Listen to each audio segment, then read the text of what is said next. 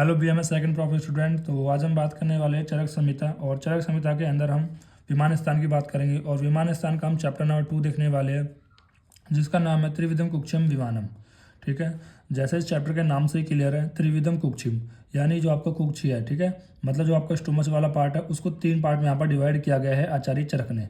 ठीक है, और विमानम मतलब ये विमान स्थान का अंतर बताया गया है, तो इसलिए इसको बोला गया है विमानम। तो जैसे इसके नाम से क्लियर, त्रिविधम मतलब 3, कुक्षियम मतलब जो स्टोमक के यहाँ पर 3 पार्ट बताए गए हैं, वो अभी हम इसके बारे में देखेंगे। पहले हम इसके बारे में थोड़ा सा देख लेते हैं, इसके बारे में हमने कहाँ पढ़ा है।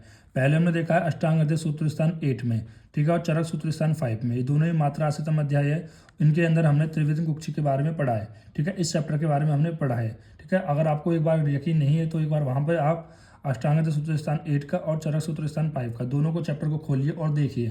ठीक है, तो इसके बारे में हम यहाँ पर वर्णन कर चुके हैं पहले भी। और फिर उसके बाद हम बात करते हैं कुक्षी के विभाग के बारे में।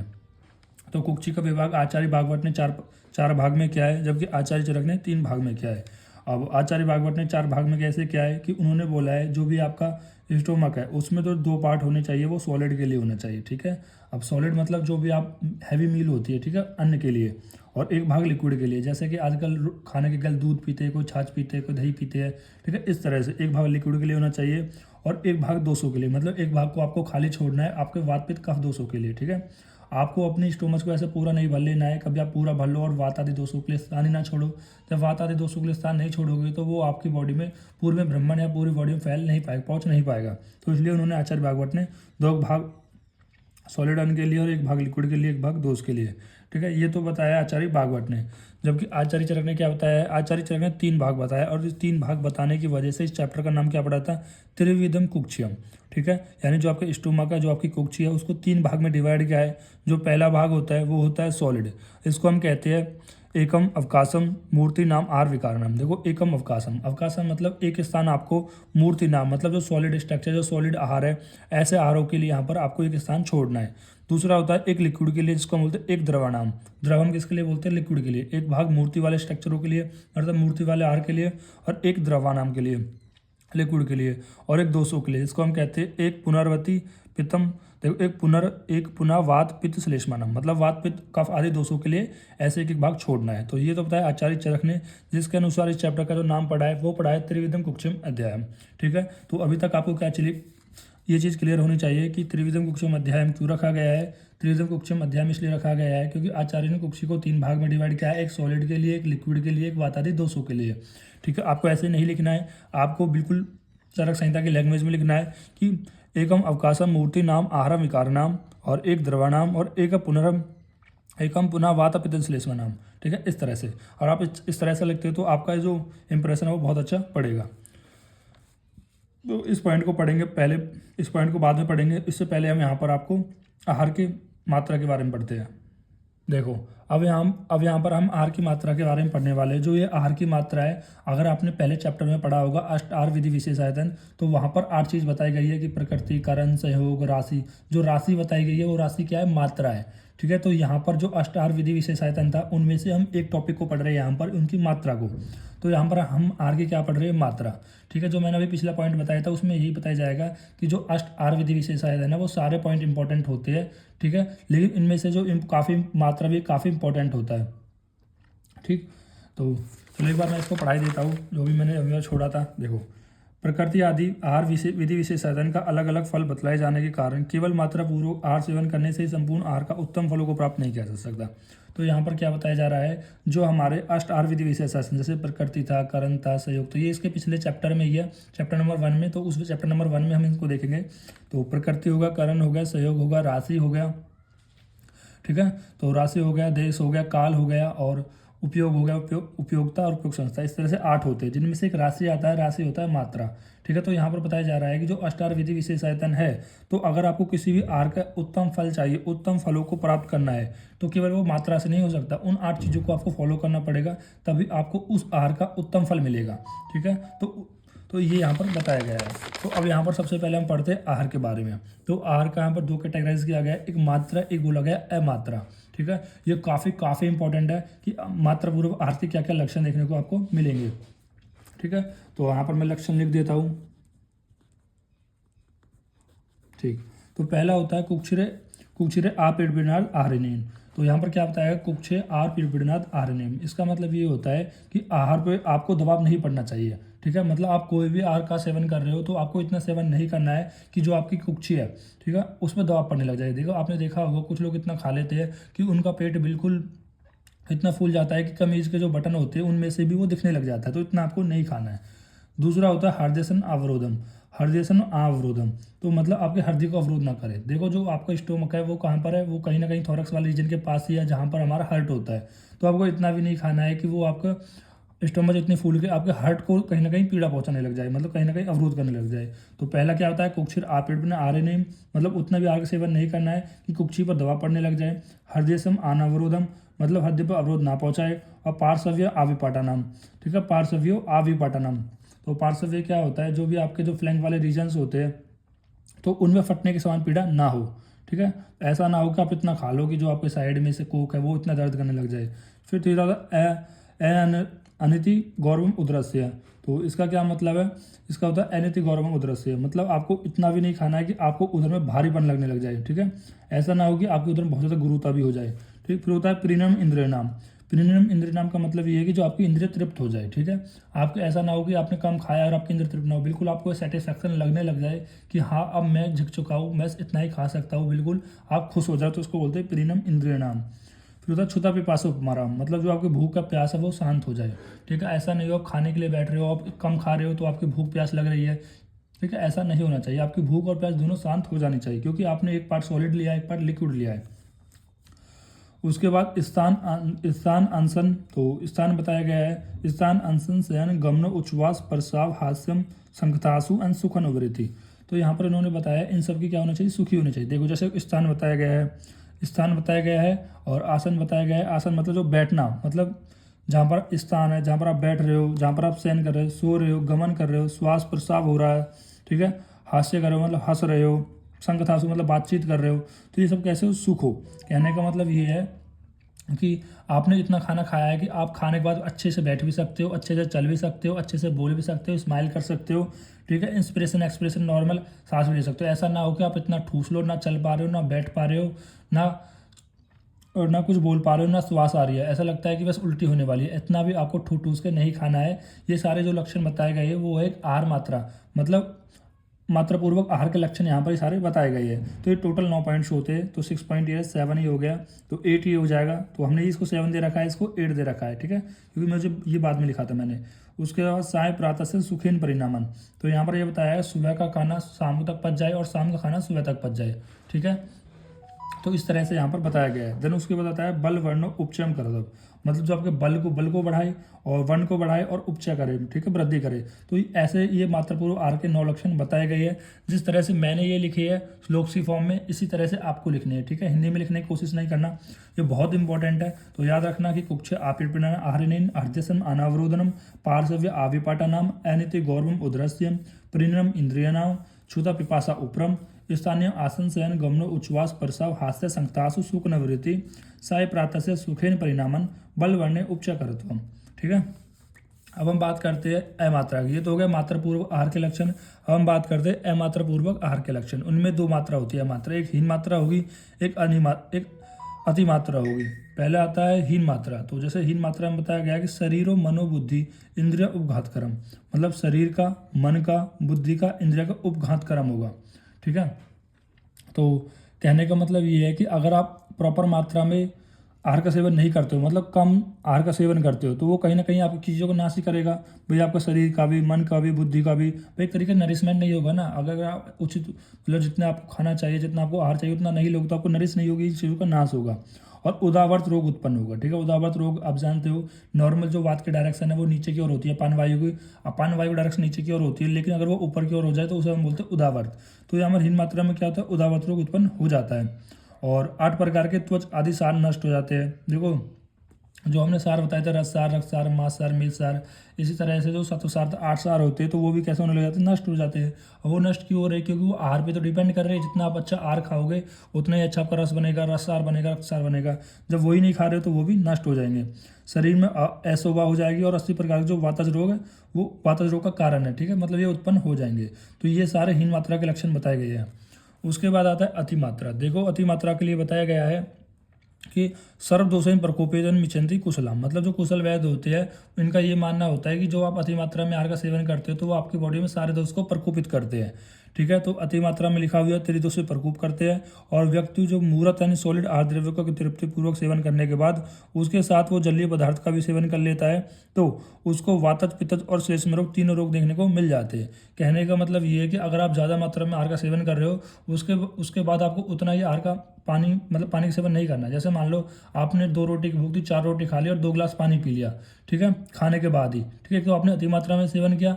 अति मात्रा में सेवन करने के बाद आपने 2 गिलास पानी और पी लिया उसके ऊपर, ठीक है, तो वो क्या हो जाएगा, वो आपकी बॉडी में त्रिदोष को प्रकोपित कर देते हैं। अब जैसे अगर वात दोष प्रकोपित होता है तो उसकी वजह से आपको सूल देखने को मिलेगा, पेन देखने को मिलेगा, आना देखने को मिलेगा, कहीं ना कहीं पेट फूल जाएगा, अंग मर्द हो जाएगा, पूरी बॉडी में पेन होगा, मुख सूख जाएगा, मूर्छा हो सकती है, चक्कर आ जाएंगे और अग्नि विषमता हो जाएगी, या तो अग्नि कम हो जाएगी या बहुत ज़्यादा बढ़ जाएगी। पार्श्व, पृष्ठ और कटी में ग्रह, मतलब जो आपका पार्श्व है मतलब वो फ्लैंक वाला रीजन, ठीक है, पृष्ठ मतलब बैक वाला रीजन, कटी मतलब पैल्विक वाला रीजन, इन तीनों रीजनों में जकड़ाहट आपको देखने को मिल जाएगी। अब पित्तज रोग के अंदर क्या होगा, ज्वर होगा, अतिसार होगा, अंतर्दाह होगा, ठीक। तो पित्तज रोग में और क्या होता है, प्यास होता है, मोह हो जाता है, ठीक है, और भ्रम आता है और प्रलाप उत्पन्न करना, तो ये सारे लक्षण यहाँ पर देखे जाते हैं, ठीक है। तो ये मद है, मद, ठीक। और उसके बाद श्लेष्मज रोग के अंदर वमन होता है, अरुचि, मतलब जितने भी वातज पित्तज श्लेष्म रोग की वजह से होते हैं वो सारे रोग है, जैसे वमन होगा, अरुचि होगा, अपचन होगा, शीत ज्वर होगा, आलस्य होगा। देखो ज्वर 2 प्रकार के होते हैं, शीत ज्वर मतलब शीत वस्तुओं के सेवन करने की वजह से, एक होता है उष्ण ज्वर, ठीक है। तो आलस्य शरीर में गुरुता उत्पन्न होने की वजह से जिसको हम भारीपन बोलते हैं, ठीक, गुरुता मतलब भारीपन, शरीर में भारीपन उत्पन्न हो जाता है। ये सारे लक्षण यहाँ पर देखने को मिलते हैं, ठीक है। तो इसके बाद यहाँ पर एक और आता है, देखो ये एक श्लोक है जो बताता है mental factor which affect the digestion of food, ठीक है। देखो यहाँ पर बताया गया है कि ऐसा नहीं है कि अगर आप मात्रापूर्वक आहार का सेवन करते हो तो, मतलब मात्रापूर्वक आहार के सेवन करने से ही, देखो अब इस श्लोक के माध्यम से बताया गया है कि ऐसा नहीं है कि केवल आप पथ्य का मात्रापूर्वक आहार सेवन करने से ही आपका उसका अच्छे से पाचन हो जाएगा, तो उसमें कुछ और भी फैक्टर्स होते हैं। जैसे यहाँ पर बताया गया है कि मात्रा अप्यम वह व्रतम पथ्यम च अनम न जीरते, तो यहाँ पर बताया गया है कि अगर आप पथ्य का मात्रापूर्वक आहार भी सेवन करते हो तो उसका भी सही से पाचन समय पे नहीं होता है, ठीक है, ना होता है। उसका कारण क्या बताया गया है कि कहीं ना कहीं चिंता, शौक, क्रोध, भय, चिंता, शौक, भय, क्रोध, दुख, सैया, प्रजाग्रह, ठीक है। अगर आप चिंता करते हो, शौक में रहते हो, भय रहता है, क्रोध रहता है, दुख रहता है, या फिर उचित सैया पर नहीं सोते हो, या फिर जागरण करते हो, रात में जागरण करते हो, तो ये कुछ कारण भी हो सकते हैं। बेशक आप पथ्य का मात्रापूर्वक आहार भी सेवन करते हो तो भी उसका पाचन नहीं होता है, क्योंकि वो कौन पर डिपेंड करते हैं, कुछ मेंटल फैक्टर भी होते हैं जो अफेक्ट करते हैं हमारे डाइजेशन को। तो यहाँ पर ही कुछ मेंटल फैक्टर ही बताए गए हैं जो कि क्या कर रहे हैं कि आप बेशक मात्रापूर्वक आहार का सेवन कर रहे हैं, बेशक मात्रापूर्वक सेवन कर रहे हैं, बेशक पथ्य आहार का सेवन कर रहे हैं, लेकिन यहाँ पर कुछ मेंटल फैक्टर है जो अफेक्ट करते हैं डाइजेशन को, यानी उनको पाचन में, ठीक है। तो उसके बाद हम बात करते हैं आमदोष के बारे में। तो आमदोष में हमें क्या क्या देखना है, उसके मुख्य कारण क्या है, आमदोष क्यों उत्पन्न हो रहा है, और अन्य कारण क्या है, आमदोष में आहार की क्या व्यवस्था की जानी चाहिए और उसकी चिकित्सा क्या की जानी चाहिए, और आम विष की क्या वहन करता है, और आम दोष से विविक्त व्यक्ति की चिकित्सा। देखो सबसे पहले हम देखते हैं मुख्य कारण। तो मुख्य कारण क्या होता है, अति मात्रा में आहार का सेवन करने से क्या होता है, आम दोष। देखो नाम से क्लियर है, आम दोष मतलब जिसमें, देखो आम का मतलब क्या होता है, अनडाइजेस्टेड फूड, मतलब ऐसा फूड जो अनडाइजेस्टेड हो, और वो क्या करता है, अनडाइजेस्टेड फूड त्रिदोष को प्रकोपित करता है। जैसे मैंने आपको बताया कि जब आप अति मात्रा में सेवन करते हैं तो आपके त्रिदोष प्रकोपित हो जाते हैं। तो यहाँ पर भी क्या होता है कि अनडाइजेस्टेड फूड रहता है, भाई आप इतना ज़्यादा खाना खा लोगे तो वो कैसा रहेगा, अनडाइजेस्टेड ही तो रहेगा, और वो क्या करेगा, आपके दोषों को प्रकोपित कर देगा। तो उसका कारण क्या होता है कि अति मात्रा के आहार का सेवन करने से। फिर यहाँ पर उसके बाद बताया गया है ऐसा नहीं है कि केवल जो आम दोष है वो अति मात्रा के आहार के सेवन करने की वजह से होता है, और भी उसके कुछ कारण है, जैसे कि आप बहुत ज़्यादा गुरु, रुक्ष, शीत, शुष्क और अप्रिय खाना, कब्ज करने वाला, विधायी और अपवित्र, वृद्ध, अन्नपान का अकाल में सेवन और आम दोष को उत्पन्न करते हैं, ठीक है। तो ये सारे बताए गए कि आप बहुत ज़्यादा हैवी आइटम खा रहे हो, बहुत ज़्यादा सूखा, रूखा, ठंडा, गर्म, इस तरह से अगर आपको, या कॉन्स्टिपेशन करने वाले आहार का सेवन कर रहे हो तो वो सभी आपको आम दोष को उत्पन्न करते हैं। और कुछ यहाँ पर मानसिक फैक्टर भी बताए गए हैं, मेंटली फैक्टर बताए गए हैं, जिनमें आता है काम, क्रोध, लोभ, मोह, ईर्षा, ठीक है, ईर्षा और शौक हो गया, मौन हो गया, तो ये सब भय, उत्पात, मनसा।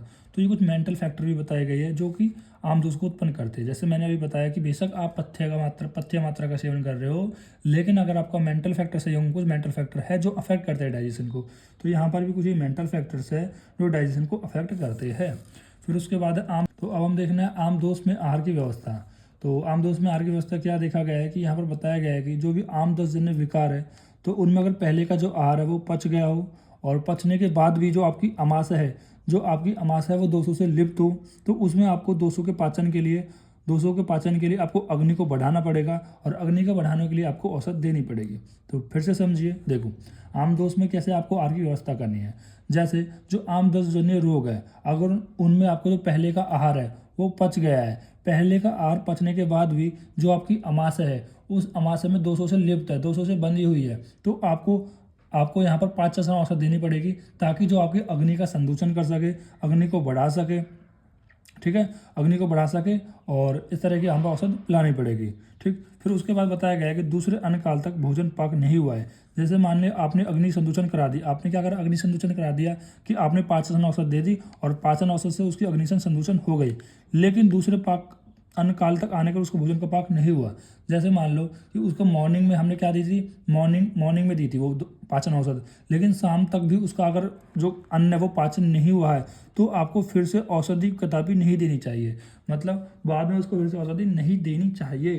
तो ये है, अगर मान लो फिर भी औषधि दे दोगे तो वो क्या हो सकता है, उसकी मृत्यु का कारण बन सकता है। क्यों बन सकता है, क्योंकि उस पेशेंट की अग्नि इतनी मंद हो गई है, वो अपने आहार को नहीं पचा रही है, तो स्थूल औषध को कैसे पचाएगी, ठीक है, तो वो स्थूल औषध को भी नहीं पचा पाएगी, और जो औषध आप दोगे वो भी जाके और ज़्यादा आम दोष की उत्पत्ति करेगी। तो इस वजह से यहाँ पर औषध नहीं देनी चाहिए।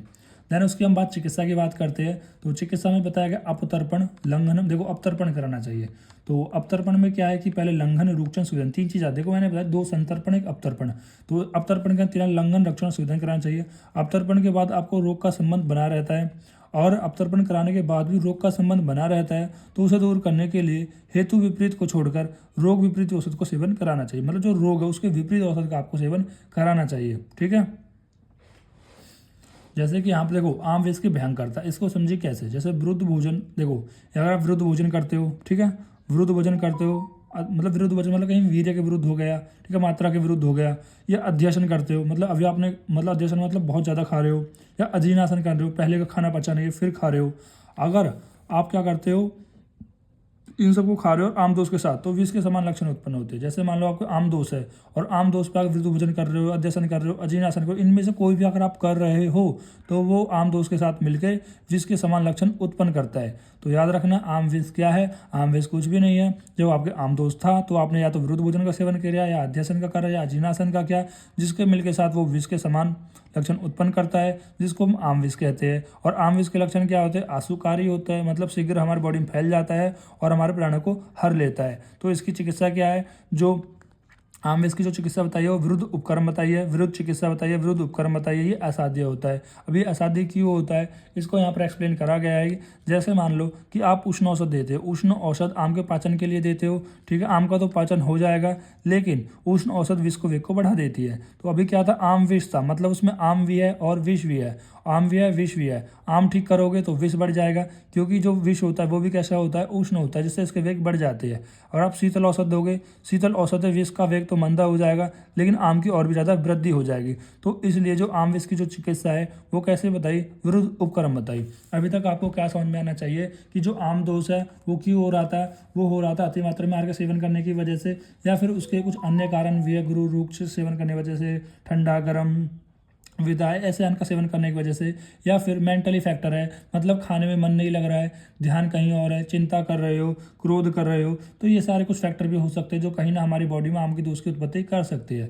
तो आम दोष में आपको किस तरह से आहार की व्यवस्था करनी है, पहले देखना है कि आम दोष में जो पहले का आहार है अगर वो पच गया है, अगर पच गया, पचने के बाद भी आपकी जो अमाशय में दोष बढ़े हुए हैं, तो उनके लिए आपको आपके पाचन औषध देनी पड़ेगी, ताकि वो अग्नि का संदूषण कर सके, और अग्नि का संदूषण कर सके और उसके बाद भी अगर फिर भी जो अन्न का पाचन ना हो, अगर फिर भी अन्न का पाचन ना हो तो आपको उसमें फिर से औषध नहीं देनी है, क्योंकि वो जो आपकी अग्नि है वो औषध को नहीं पचा पा रही है, आपके आहार को नहीं पचा पा रही है, तो और भी ज़्यादा औषध को नहीं पचा पाएगी और वो मृत्युकारक हो सकती है। चिकित्सा अवतर्पण बताई, और अवतर्पण के बाद फिर भी अगर दो रोग का संबंध बना रहता है तो उसके लिए आपको रोग के विपरीत चिकित्सा करनी है, हेतु के विपरीत चिकित्सा नहीं करनी है, रोग के विपरीत चिकित्सा करनी है। और आप फिर आम विष कैसे बनता है? जब भी आम दोष है और आम दोष में आप इन तीनों में से किसी का भी सेवन करते हो, अजीन, अध्यासन, विषमासन, तो वो आम की उत्पत्ति करता है, आम विष की उत्पत्ति करता है। आम विष के जो लक्षण है वो आशुकारी होते हैं, शीघ्रकारी होते हैं, और आम विष की जो चिकित्सा बताई है वो विरुद्ध उपक्रम बताई है। इस तरह से आप यहाँ पर ध्यान रखोगे।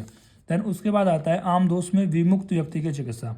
ठीक है, आम दोष से विमुक्त व्यक्ति की चिकित्सा क्या बताई है कि आम दोष से विमुक्त दोषों का पाचन, मतलब जो भी व्यक्ति आम दोष से विमुक्त हो चुका है, फ्री हो चुका है, उसको आम हट चुका है, अब नहीं है, तो उसके क्या लक्षण देखने को मिलेंगे? पहला तो कि आम दोष विमुक्त हो जाएगा, दोषों का पाचन हो जाएगा।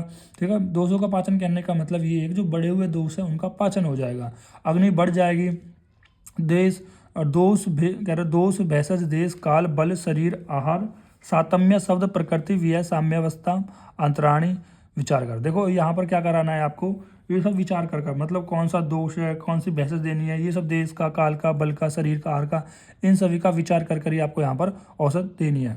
ठीक है, मतलब औषध नहीं, ये ट्रीटमेंट देनी है। ठीक है, जैसे कि अभ्यंग, नीरुवस्ती, अनुवासन वस्ती, स्नेहपान। ठीक है, तो इनका क्या कराना है कि जब आपसे आम दोष से विमुक्त हो गए हो तो इन सभी का ट्रीटमेंट आपको, जो अभ्यंग कराना, नीरुवस्ती कराना, अनुवासन वस्ती कराना, स्नेहपान कराना है, तो इनका उपयोग देश भाज, मतलब पेशेंट कैसा है, कमजोर तो नहीं है, इसका बल कितना है, कौन सा दोष ज़्यादा बढ़ा हुआ था, कौन सा काल चल रहा है, ग्रीष्म ऋतु तो नहीं चल रहा, वर्षा ऋतु चल रही है, ये सब चीज़ देख के ही आपको यहाँ पर कराना है। ठीक है, देखो अब हमारा ये लास्ट टॉपिक है, आम दोष दो प्रकार के बताए गए, एक बताया गया अल्सक, एक बताया गया विसूचिका। तो पहले अल्सक देख लेते हैं। तो अल्सक में क्या बताया गया है कि बताया गया दुर्बल से अल्प अग्नि बहुश्लेष्म, मतलब कि जो आपकी दुर्बल से अल्प अग्नि, मतलब जो अग्नि है वो कैसे हो जाए, दुर्बल हो जाए, अल्प अग्नि हो जाए। अग्नि कौन सी, जो जठर अग्नि है वो अल्प हो जाए, बहुश्लेष्म हो, बहुश्लेष्म का मतलब है जो कफ है वो बहुत अधिक बढ़ जाए, वात मूत्र पुरीष वेग विधारणा, तो मतलब जो वात मूत्र पुरीष है, जो आपके दोष है, उन वेगों को विधारण करो, धारण करो। ठीक है, मतलब जो भी वेग है, चाहे वात का हो, मूत्र का हो, मल का हो, या और भी वेग, अगर उनको आप धारण करते हो, या फिर आप स्त्री का, गुरु का, बहु रुक्ष का सेवन करते हो, मतलब स्त्री आहार का सेवन करते हो, गुरु का करते हो, रुक्ष का करते हो, या शीत का करते हो, सुसुक अन्न का सेवन करते हो।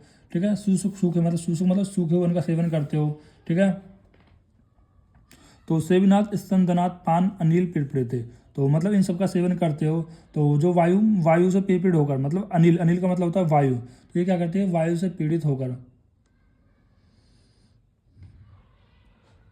तो ठीक है, अनपान से मतलब वायु से पीड़ित होकर, श्लेष्मांचा विविध मार्गमति, तो ये क्या करती है, आपका जो कफ से विविध मार्ग को होकर, तो श्लेष्मांचा विविध मार्गति, तो यहाँ पर बताया गया है कि सूखा हुआ अन्न के सेवन करने की वजह से, तो पुरुष का अनुपान वायु, मतलब पुरुष का अनपान वायु से पीड़ित होकर, और कफ के विविध मार्ग, कफ का जो विविध मार्ग है ना, ये ना श्लेष्मांचा विविध मार्गमति, मतलब हम कफ से विविध मार्ग होकर, और अमात्रा विविध मात्रा अति मात्रा पर लीन संतुलन, और तो इसके बाद बताया गया है कि अति मात्रा में लीन होकर आलसी भूतों की तरह, मतलब आलसी भूत से हो जाने से दुष्ट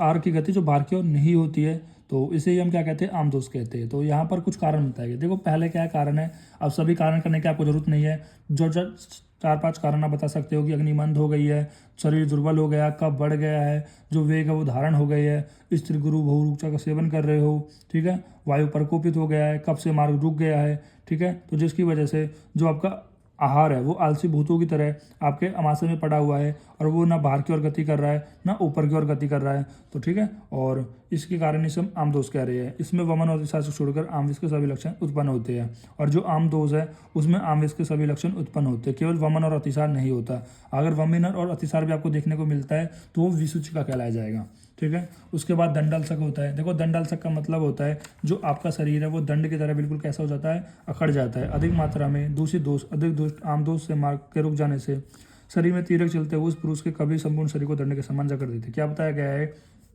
देखो पहले क्या हुआ, आपको आमदोष हुआ, तो आमदोष से जो आपके दोस्त थे वो बहुत ज़्यादा अधिक प्रकोपित होंगे, और इन आमदोष से बहुत ज़्यादा प्रकोपित होने की वजह से जो भी मार्ग्स होंगे, जो भी चैनल्स होंगे वो रुक जाएंगे, और जब वो एक बार चैनल्स रुक गए तो अब जो दोष है वो कहीं ना कहीं से तो गति करेंगे, तो वो तीव्र गति करने लग जाएंगे, और तीव्र गति करेंगे तो पुरुष को सभी संपूर्ण शरीर को दंड के समान वो जकड़ देंगे, स्टिफनेस कर देंगे। देन उसके बाद आता है विसूचिका। तो विसूचिका में यहाँ पर श्लोक लिखा हुआ है, तत्र विसूचिकाम ऊर्ध्वम अधम ऊर्ध्व चावादश्च प्रवृत्तिम कह प्रवृत्तिम आम दोषाम यथोक्तम रूपम निविधात। तो यहाँ पर क्या बताया गया है, देखो यहाँ पर विसूचिका के बारे में बताया गया है कि देखो जो विसूचिका में या तो ऊर्ध्व गति होगी या अधगति होगी, चावद अधगति मतलब ऊपर की ओर होगी या नीचे की ओर गति, प्रवर्तन मतलब ऊपर की या नीचे गति होगी, इसकी आम दोष मतलब आम दोष की या तो गति ऊपर की ओर होगी या नीचे की ओर होगी। एंड यथोक्तम रूपम विघातम मतलब जो अभी हमने वात के, पित्त के, कफ के, इन तीनों के जो लक्षण देखे थे ना, देखो हमने देखे थे यहाँ पर जब आप अति मात्रा में सेवन करते हो तो त्रिदोष प्रकोप हो जाता है, और त्रिदोष के वातक, पित्तक के, श्लेष्म के तीनों रोग के लक्षण यहाँ पर देखने को मिलते हैं। सेम यही लक्षण आपको विसूचा के अंदर भी देखने को मिलेंगे। तो रूप बताया गया कि उनमें से ऊपर मुख और नीचे गुद मार्ग द्वारा प्रावित आम दोष देखो आम दोष तथा ऊपर बताए हुए वात, पित्त एवं कफ के लक्षण युक्त हो जो रोग, इसे विसूचिका कहते हैं। सिंपल है। उसके बाद चिकित्सा क्या होता है, लंघन में आग्रह मतलब विसूचक सबसे पहले आपको उल्लंघन कराना है, उसके बाद विरुक्तम आच अनुपूर्वी मतलब बाद में विरेचन कराना है, और अनुपूर्वी का मतलब ये है कि जब आप विरेचन करा दोगे तो उसके बाद पेय का, विलेपी जो संश्लेषण कर्म कराते हैं ना, पेय, विलेपी, आकृति और इक्रिस का सेवन कराना है। उसके बाद जो अल्सर की चिकित्सा यहाँ पर रह गई थी, तो ये मैंने इसके पास लिख दिया है। तो अल्सर की चिकित्सा क्या है कि साध्यम आमम प्रदुष्टम अलसिम भूतम उल्लेखम यदादो पर्याप्ता स लवणम उष्णम वारिततम स्वेदनम वर्तिम उपवासम। तो यहाँ पर क्या होता गया है कि साध्यम आम मतलब जो आम साध्य होता है, ठीक है, मतलब यहाँ पर साध्य की बात हो रही है, यहाँ पर असाध्य आम की बात नहीं हो रही। जो आम साध्य होता है वो परदिष्टम आलसिम भूतम मतलब जो आलसी भूतों की तरह दुष्ट होकर हमारे आमाशय में पड़ा होता है, तो उसमें आप सबसे पहले उल्लेखम करा सकते हो। उल्लेखम मतलब वमन करा सकते हो, और वमन कैसे कराओगे आप, वमन कराओगे स लवणम उष्णम वारी मतलब यहाँ पर उष्ण थोड़ा सा मतलब जो पानी लोगे वो उष्ण लोगे और उसमें लवण लोगे, ठीक है, मतलब जल में सेंधा नमक मिलाकर आप यहाँ पर वमन कराओगे। देन उसके बाद स्वेदन कराओगे और वर्ती कराओगे, वर्ती मतलब गुर्दावर्ती, ठीक है, और तब जाकर उनको चिकित्सा कराओगे, बाद में उपवास कराओगे। तो ये होती है अल्सर की चिकित्सा। तो इसी के साथ ये हमारा चैप्टर कंप्लीट होता है, और इसको हमने यहाँ पर कंप्लीट करा दिया। अब एक बार मैं इसको जल्दी से रिकैप करा देता हूँ, ठीक है। तो सबसे पहले हमने देखा था त्रिविधम कुक्षम विमानम, इस चैप्टर का नाम, जो कि हमने देखा इसका जो रेफरेंस है वो अष्टांग हृदय सूत्र सन 8 में भी है, चरक सूत्र सन 5 में भी है, ठीक है। और अब इसको हम चरक विमान स्थान 2 में भी पढ़ने वाले हैं, ठीक। तो हमने कुक्षी का विभाग देखा, आचार्य भागवत ने 4 भाग में, आचार्य चरक ने 3 भाग में। एक सॉलिड पार्ट जिसको हम बोलते हैं एकम अपवासम, मूर्ति नाम आहार विकारनम, एक लिक्विड पार्ट, एक द्रवनाम, एक दोषों के लिए एक हम पुनम वात पित्तम श्लेष्मा नाम, ठीक है। तो यहाँ पर बताया जो अष्ट आहार विधि विशेषायतन है, इसकी आवश्यक क्यों है, क्योंकि अगर जो भी आहार है उनको अगर आपको उत्तम फल प्राप्त करना है तो आपको अष्ट आहार विधि विशेषायतन के द्वारा ही आहारों का सेवन करना है, ठीक है। जिनमें से हम पढ़ते हैं राशि के बारे में। राशि होती है मात्रा, मतलब आहार की कितनी मात्रा और कितनी अमात्रा, मतलब आहार के मात्रा पूर्वक के लक्षण और अमात्रा पूर्वक के लक्षण हम देखते हैं। पहले हमने देखा मात्रा पूर्वक आहार के लक्षण। पहला बताया कुक्षेर आर पीड़िनान आरनीन हृदयसम अनवरोधनम पार्श्व्य आविपाटनाम अनति गौरवम उद्रश्यम प्रीणनाम इंद्रियनाम छुता पिपासो उपमराम स्थानम अंसन शयन गमनो उच्छ्वास प्रसाव हास्यम संकुतासु सुख निवृत्ति साय प्रातः से सुखेन परिणामन बलवन उपचम करतवम। फिर उसके बाद हमने बताया अमात्रा, हीन मात्रा और अति मात्रा। हीन मात्रा में करते हो तो हीन मात्रा में भाई अगर कम आहार का सेवन कर रहे हो तो आपको शरीर ना डेवलप होगा, ना बुद्धि होगी, ना इंद्रिय होगी, उदाबात रोग हो जाएंगे, और आपके जो सार भी नहीं अच्छे से बनेंगे, और शरीर में अशोभा हो जाएगी, और 80 प्रकार के नानात्मक रोग हो जाएंगे। अति मात्रा में सेवन करते हो तो सारे दोष प्रकोपित हो जाते हैं, ऐसा मैं नहीं, कुशल वैद्य कहते हैं। और अगर आप अति मात्रा में सेवन करने के बाद उतनी ही मात्रा में जल का भी सेवन कर लेते हो तो आपको वातिक रोग, पित्तक रोग और श्लेष्म रोग देखने को मिल जाएंगे। देन उसके बाद हमने बताया कि जो आमदोष, इसके बाद एक और बताया कि अगर आप पथ्य आहार का मात्रा पूर्वक सेवन करते हो फिर भी उसका पाचन नहीं होता, इसके पीछे का कारण होता है मेंटल फैक्टर, या तो चिंता, शौक, क्रोध, भय, भ्रम, भय, दुख, सैया, ये प्रजागर, ये सारे यहाँ पर मेंटल फैक्टर बताए गए। उसके बाद आम दोष के मुख्य कारण बताए, अति मात्रा में आहार का सेवन करने से, या कुछ अन्य कारण भी बताए और कुछ मेंटल फैक्टर भी बताए। उसके बाद आम दोष में आहार की व्यवस्था क्या बताई। सबसे पहले आम दोष में जो आहार पच गया है तो आम दोष पच गया और आपको देखना है कि अगर अमाशय पुनर्दोषों से लिप्त है तो आप दोषों के पाचन के लिए पाचन औषध दोगे, और फिर भी अगर आप अन्न नहीं पचता है दूसरे अन्न के समय तक तो आपको उसमें फिर औसत नहीं देनी है, ठीक है, क्योंकि वो आम की उत्पत्ति करेगी। और उसके बाद चिकित्सा बताइए, अवतर्पण करानी है। अवतर्पण के बाद आपका रोग का संबंध बना रहता है तो उसके हेतु विपरीत को छोड़कर रोग के विपरीत औसत सेवन करानी है। फिर हमने यहाँ पर आम विष बताया कि अगर विरुद्ध भोजन, अध्यसन और अजीर्ण के साथ अगर आमदोष है या आमदोष के साथ इन तीनों में से कोई आप सेवन करते हो तो वो आम विष बन जाता है। आम विष की जो चिकित्सा है वो विरुद्ध उपक्रम है, एक को बढ़ाओगे तो एक घट जाएगा, एक को घटाओगे तो एक बढ़ जाएगा, घटाओगे, इस तरह से चलता रहता है। फिर आम दोष के विमुक्त की व्यक्ति की चिकित्सा क्या होती है कि अगर आम दोष से विमुक्त हो गया है तो दोषों का पाचन हो गया होगा, अग्नि बढ़ गई होगी, और फिर उसमें आपको अभ्यंग कराना है, निरूपस्थि करानी है, नुवासन कराना है, स्नेहपान कराना है। इन सभी का आपको कैसे कराना है, पहले आपको देख लेना है कि पेशेंट में कौन सा दोष बढ़ा हुआ था, कौन सी मेडिसिन देनी है, और वो देश कौन सा है, उसका काल कौन सा है, बल कैसा है, शरीर कैसा है, ये सब देख के ही हम यहाँ पर कराएंगे। देन उसके बाद आता है आमदोष। आमदोष दो प्रकार का होता है, एक होता है अल्सक, एक होता है विसूचिका।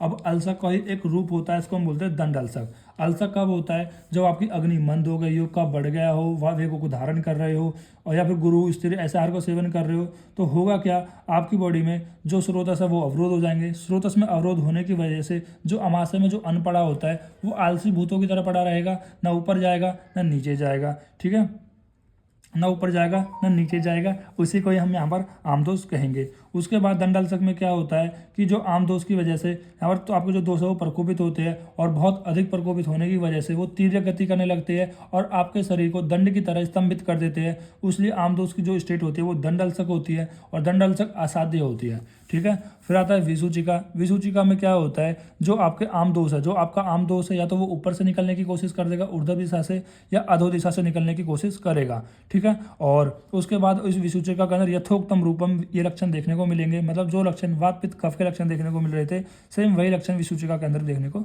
मिलते हैं। उसके बाद चिकित्सा की बात करी कि लंघनम में अग्रे, लंघनम में व अग्रे, तो इसमें बताया गया है कि विसूचिका में सबसे पहले लंघन कराना चाहिए और उसके बाद विरेचन कराना चाहिए, और विचरण कराने का आनपूर्वी, मतलब अनपूर्वी कर्म, जैसे कि आपको सबसे पहले पेया, विलेपी और यकृत कृति उसका सेवन कराना है। उसके बाद अल्सर की चिकित्सा देख ली, अगर कोई साध्य आमम है, मतलब अगर साध्य आमम है तो आप सबसे पहले वमन कराना है, वमन के बाद आपको स्वेदन कराना है, धन गुदावर्ती का प्रयोग कराना है। इस तरह से आपका ये चैप्टर कंप्लीट होता है। अगर आपको कहीं भी कोई चीज़ समझ में नहीं आई है तो कमेंट बॉक्स खुला हुआ है, अगर आई है तो थैंक यू लिख के जाइए, नहीं आई है तो डाउट लिख के जाइए, ठीक है। तो फिर मिलते हैं एक नई वीडियो के साथ, तब तक के लिए पढ़ते रहिए।